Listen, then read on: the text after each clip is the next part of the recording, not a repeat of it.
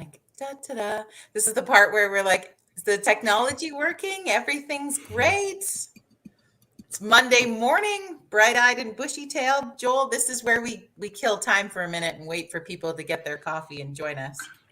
Are you watering? Are you watering this early?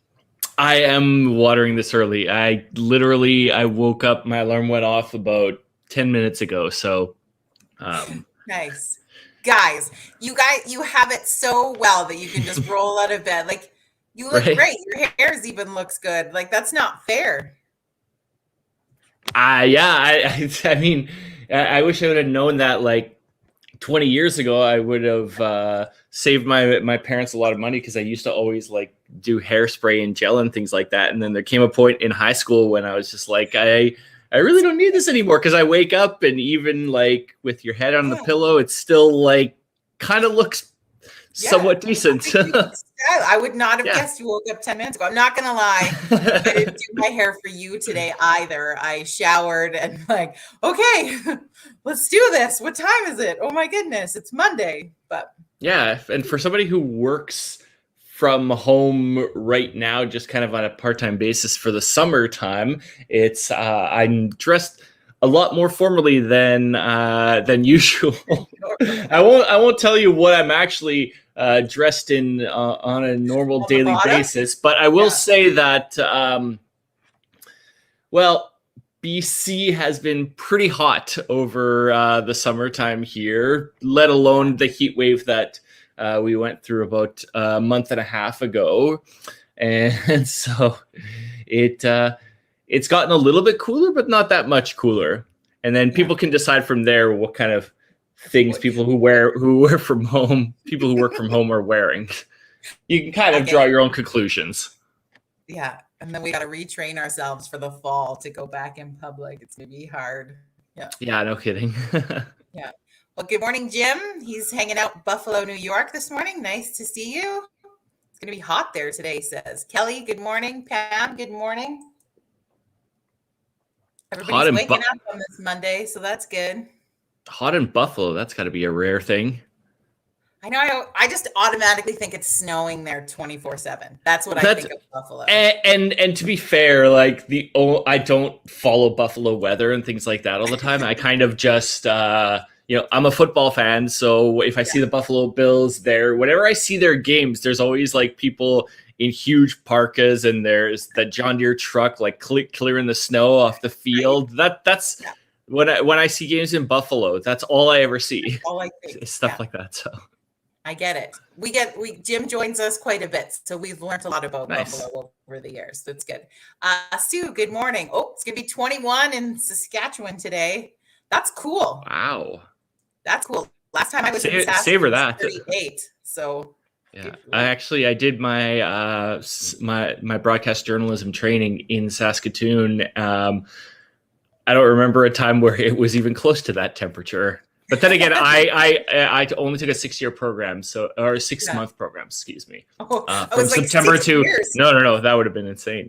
From September to for 6 years. Well, I was also only there from September to January, so not exactly the ideal months when it's like super warm in the prairies necessarily. So no doubt. Oh, Mel says it's going to be there on Saturday. Yeah, that sounds more about right. But it's good. Well, welcome to Virtual Coffee Club on this Monday morning. We're so excited to meet friends, and so I would like to introduce you to I don't know if we'll call you our Motivation Monday guy, but I mean, we're both up and awake, so that's motivating enough. Joel Lefevre this morning. Joel, all the way from Vancouver. Hi, good to see you. Thanks for having me on. I'm excited. So you reached out to me because you have recently released a book you wrote based on some experiences of your family, and story sounds unfortunate that it's happened, but sort of interesting in that process. And so I appreciate you connecting with us and be willing to share. Do you want to start off, I guess, Joel, in kind of talking a little bit about what happened to your brother? Sure. So it would have been, I guess, coming up in October will mark the 10-year anniversary of my late brother, my brother Matthew, who was a year and a half older than me. So he was living and working in New York City, making a really big name for himself as an artist, as a sculptor over there. And unfortunately, like a lot of people that year, as we were to discover, my brother was a victim of a hit and run while coming home from his art studio in Brooklyn.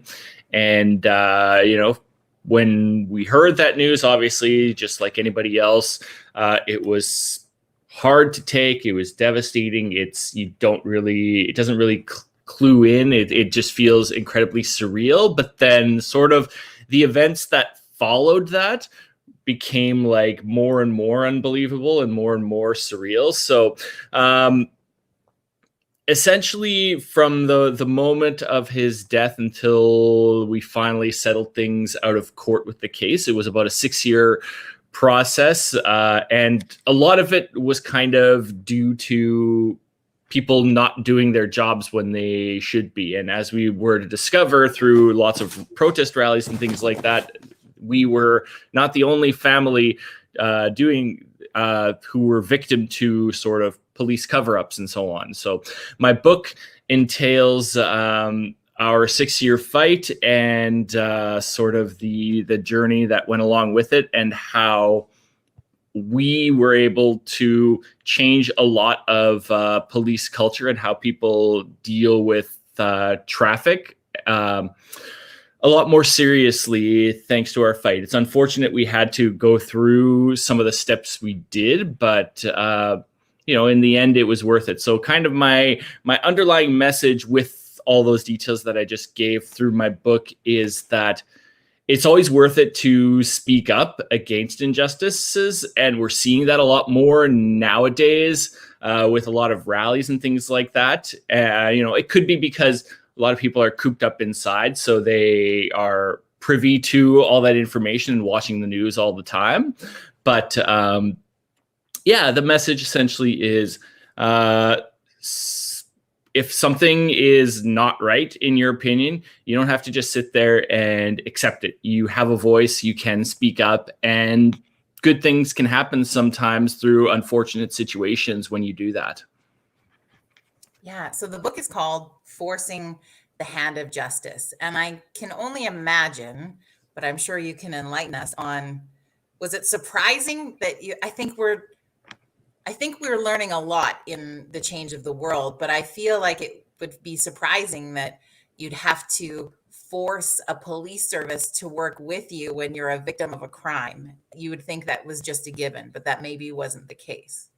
No, that was absolutely not the case. I mean, we went to New York City, obviously devastated after what had happened, and we came there in good faith. We figured, okay, well, we're going to have to come to grips, and we're going to have to accept the fact that my brother Matthew is no longer with us, and we're going to have to find a way to move forward to remember him, honor his legacy and everything that he gave to this world. But there was the other factors, the police cover-up factors, which none of us came to expect. But it was pretty evident and clear within, I'd say, probably the first week or so of us being in New York following his death that we were going to be in for...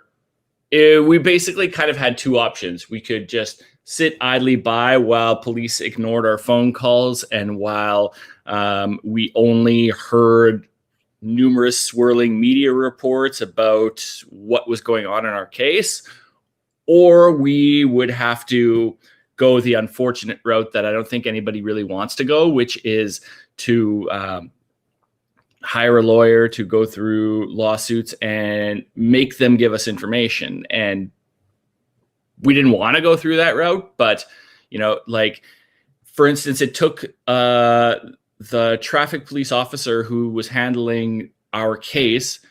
We were in New York the day after my brother's death, and we didn't get anybody returning our calls for 3 days. before somebody like got back to us, even though they knew that because we were given the news like days before that. They knew we were coming to New York. They knew we wanted to be there. We went to a precinct and they said, oh, you're in the wrong department. So we sat like all day at a precinct trying to talk to people who had zero information at all, who wouldn't even tell us where the traffic department was located, which is also a little bit puzzling that a police department and members of the NYPD don't have maps or locations of their own place. So like, yeah, it was pretty evident after a week or so that if we were going to get the information that we needed, we had to go this unfortunate route of filing lawsuits. And then lo and behold, when we did that, information started getting to light. And conveniently enough, a lot of that information started coming to us the day before we had to go to court, or the day before we had to have set hearings and so on. So from there, you can kind of it shows that we had to go through these unfortunate steps, but also, it kind of makes it seem that we were in the right and that they didn't have a reason to do that, and they probably assumed that we weren't going to follow through on it because it's such a lengthy process. And then, through that, they realized we meant business and that we needed that information, and they gave it to us. But we had to wait literally sometimes until the 11th hour. Like, we had our lawyer get full audio recordings and a full investigation like the night before we had to go to court. So crazy. Now, do you think it's because it's New York and it's so crazy and it's so big and there's so many cases probably all the time, or was there some other reason why they just wouldn't bother to divulge the info? Well, I personally, and this is just kind of coming from my personal experience and from research, and I should also point out that I was a former New York resident myself. I actually did my schooling in New York. Before my brother lived there, I was living there from about, it would have been summer 2006 until 2008. So I was very familiar with the area. I lived on the Upper West Side of Manhattan. Yeah, definitely. Obviously, New York City is a crowded place. It's like, I think somewhere in the ballpark of 8 million people or something like that. Traffic is congested all the time over there. So there are a lot of dangers that come with that. And there's a lot of hustle and bustle in New York City. Now, as to why they would seemingly not care so much about this, I think it's sort of a twofold thing. I'll preface that first by saying that I believe police officers in any place around the world have an incredible amount of pressure on them on a daily basis to have to deal with so many different things, from traffic to robberies, murders, etc., etc. So when there is that kind of pressure, and when there is sort of a bit of a dark history sometimes when it comes to crime in a city, there is a lot of pressure from the public, and there's a lot of pressure, I think, from politicians as well, to find ways to reduce crime, to find ways to make sure that it looks like the city is in safe hands and so on, which is understandable. That should be the goal of any police department, is to, eliminate deaths altogether, eliminate crimes altogether, and so on. Obviously, easier said than done. And I find that New York City, at least at that time, it's gotten better, but New York City at that time in 2011 was under a tremendous amount of pressure to reduce crime. And one way to reduce crime is if you don't fill out crime reports, if you don't make criminal charges or anything like that, then it's not considered a crime. If you just let something go once in a while, then it can look like crime is going down because it's not reported in the system. And therefore, when the annual reports and stuff come out, it'll say, well, crime is down such and such and such. But that's not necessarily 100% accurate. I also believe, and this is kind of coming from my experiences living in New York for a couple of years, getting to know a lot of people from New York. Obviously, we'll never forget the 9/11 incident, which took place in New York. That's something that's going to hit deeply for everybody, and it was such a shocking thing. But from what I remember of the New Yorkers I got to know, that experience really touched them and really hurt them. And there's a lot of resources and a lot of police forces put into making sure something like that does not happen again, which is great. We don't want anything that horrible. But I think because of incidents like that, because they had sort of a dark history years ago of gun violence and robberies and things like that, I think traffic maybe takes a little bit of a back seat. And I don't think that's just New York. I think that's in a lot of places where traffic safety isn't necessarily at the top of many people's priorities list. But it's a serious thing, just like all those other things are. And so I think traffic deaths and traffic collisions in general were not necessarily a very high priority during the time of my brother's death. And we're also like, the fact that there was only one person out of all the hit and runs the year that my brother died that actually got a criminal summons and had to go to court is sort of proof of that, in my opinion, as well. Yeah. Do you think the fact that it would have been a month-ish after 9/11 that played a factor also? Well, it was years after 9/11. Like it was 9/11 would have been 2001. So my brother's death was 2011. So but I still think, anyways, that's like fresh in something like that doesn't just escape your memories. But like I said, I do think that, it's maybe a case of priorities more than anything else for the police department. And I think it was at that time. But there was also like some really disturbing things about their traffic policies, which make you think that traffic was not necessarily that big of a priority. For instance, we went to a protest rally with the Public Safety Committee, who questioned the traffic department about their investigation procedures and so on. And one of the first questions that was asked by one of the politicians was, when you go to a scene, what happens when you are dealing with a traffic situation? And then the officer proceeded to answer, well, it depends. If that person is dying or likely to die, then we'll look into it. Otherwise, we don't show up, we don't investigate or anything. So for instance, like you might get hit by let's say you get hit by a car or something like that, but it's just a flesh wound. Like a doctor will tell you, oh, well, we might have to amputate your leg, or you might be at risk of this, or you might have severe brain damage, but you're going to live, right? Yeah. They won't even investigate something like that because the determination is made that you are not going to die and are unlikely to die. So therefore, it's a case closed right there.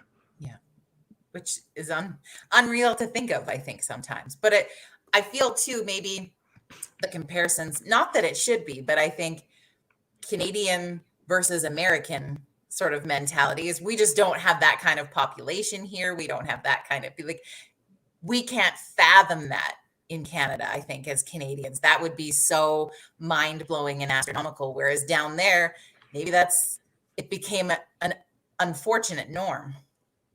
Yeah, absolutely. And I think the other thing that we discovered through all of the protest rallies and hearings that we attended as well is the fact that um, it became so normal that even victims who had lost their loved ones and so on through traffic incidents in New York City were kind of left to just say, well, we just have to. It became kind of the norm, and that was even the bigger head scratcher. Was that a lot of citizens that we talked to and a lot of people that attended these rallies were like, yeah, I lost this person and so on, but that's the way police does things, and there's nothing we can do about it, and that kind of drove me and my family to try to change that as well, because I've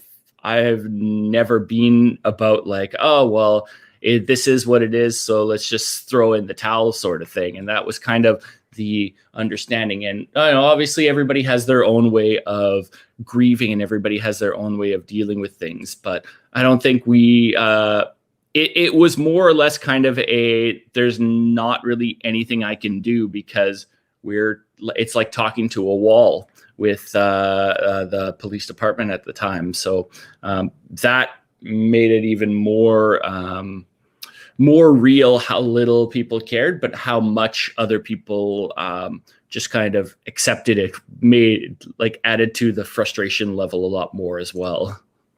Was that part of I guess some of the driving force for you, outside of that you and your family were obviously moved to do something more, but as this started to unfold for you and you met other families who'd been through the same thing, did that kind of fuel that fire of wanting justice because you weren't the only ones?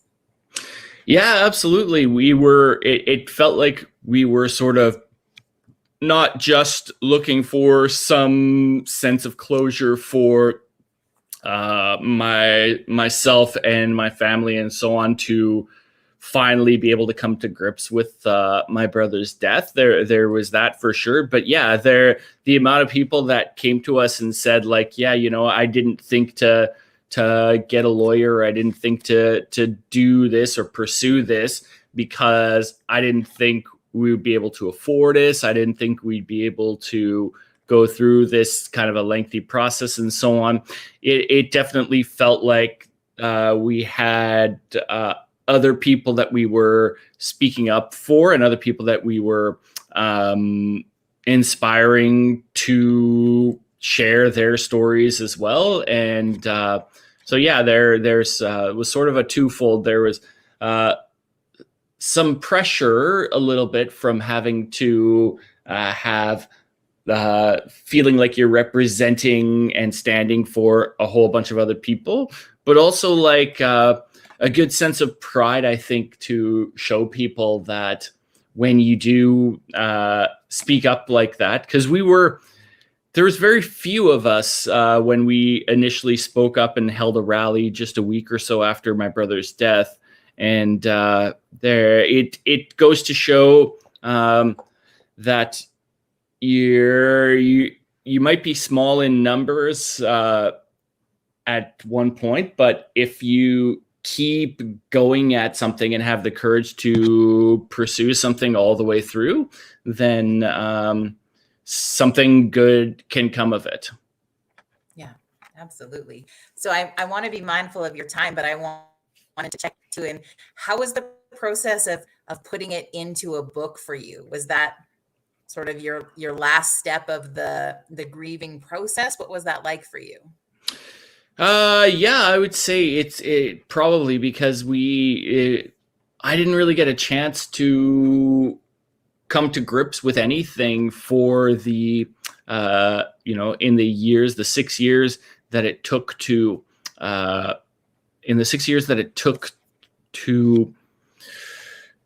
end our journey and settle our case out of court and so on. That's how long the whole process took, and we were so busy. I was busy with work, and I was busy with getting petitions out there, getting people to sign petitions, write letters to the assistant DA and so on, that I didn't really have time to come to grips with the fact that, my brother and one of my best friends is not around anymore. I just didn't have time of the day to do that. And so when the case was finally settled, is when I finally had a chance to do that. And writing the book was one of those processes. It helped me to cleanse my soul, I guess you'd say, when it comes to that. And in particular, I can remember writing a first full draft of my book and feeling good about it. But then I took it to a copy editor who suggested, you didn't really delve into the circumstances of your brother's death. You didn't really talk about what went on that day of and so on. And that's something that I'm never going to get out of my head. It's something that's never going to escape me, probably for as long as I live, as long as I'm healthy, mind, body, and soul, and so on. But I realized that it was something that I was trying to block out, that I wasn't wanting to remember for obvious reasons. But I remember when I sat down and actually rewrote a chapter detailing the circumstances of when police gave us the news, what was going through my mind and everything like that. I broke down, but it was one of those like we all have from time to time, those I guess you call it sort of a good cry sort of thing to get all of that out, which is necessary when you're going through something like that. And so yeah, that was it was powerful, it was difficult, but it was something that I think really, that taking those steps and delving into something like that head on really helped me to come to grips with everything. I wouldn't say accept, because I don't think that's something that any of us, me anyways, that's not something that I don't think I'll ever be able to fully understand, to fully accept something like that. And that's okay. But it helped me to release a lot of pain and frustration that was being held inside for a number of years. I bet. So what's your goal or hope or desire now that the book is out? Yeah, I wrote the book to get people to understand the importance of speaking up, and the importance of that when you do that, you can make a huge difference in the world. And I think that it's very important to speak up against injustices. And so I hope that people understand that, and maybe in the future, when they are handed petitions for, say, hey, if they're handed petitions to make traffic a little bit safer, if they're handed petitions for a variety of different things, that they take it seriously and they realize that, oh, okay, well, this is an issue that is important and it's good to speak up. Basically that, you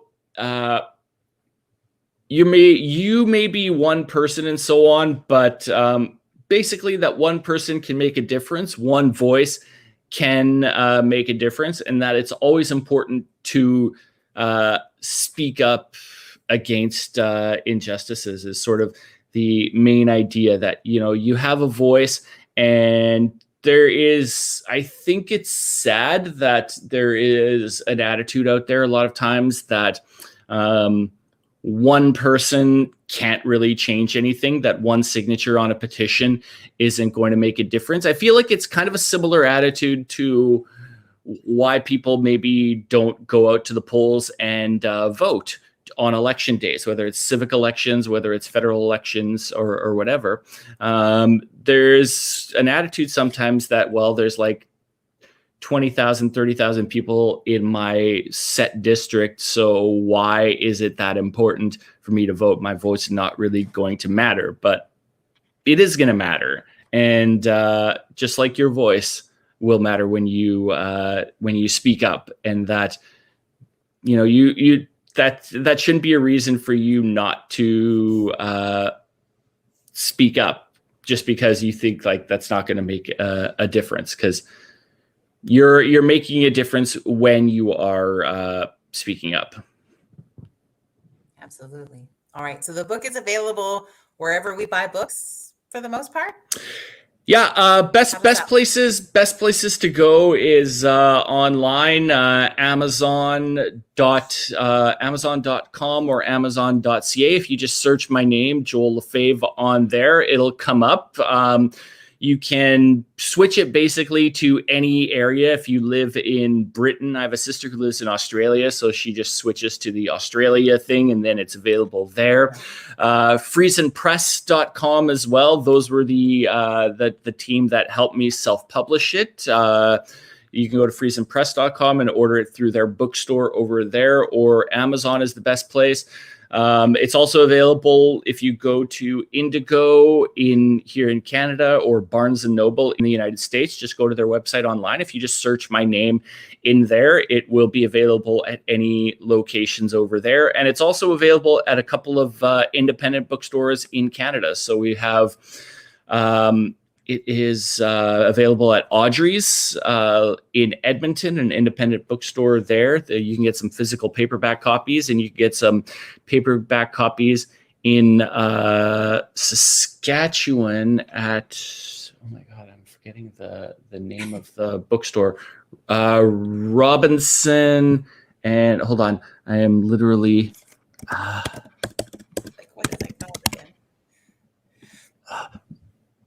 McNally Robinson in Saskatoon. It's available there as well.